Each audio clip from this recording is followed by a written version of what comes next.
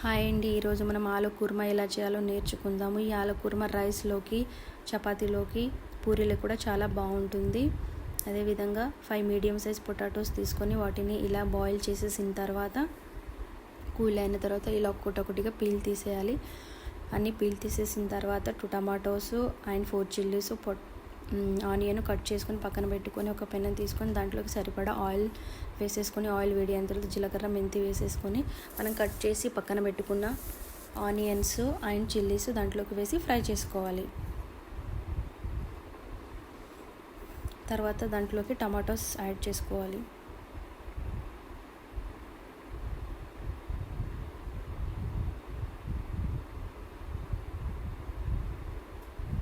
ఇలా tomatoes cook అవుతున్న టైంలోనే దీంట్లోకి మనం కొంచెం ఒక స్పూను కారము, ఒక స్పూను పసుపు, ఒక స్పూను సాల్ట్ అనేది యాడ్ చేయాలి.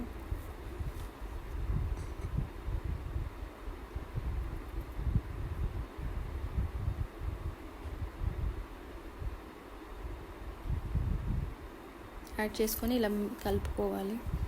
తర్వాత మనము కట్ చేసుకొని పెట్టుకున్న పొటాటోస్ యాడ్ చేసుకొని అంతా మంచిగా మిక్స్ చేసేయాలి.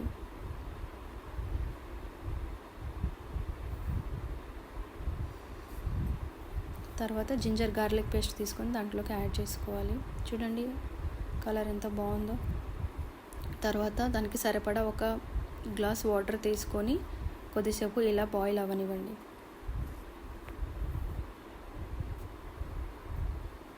చూడండి ఆయిల్ పైకి తేలేంత వరకు ఉడకబెట్టి దాంట్లోకి లాస్ట్ కొత్తిమీర వేసి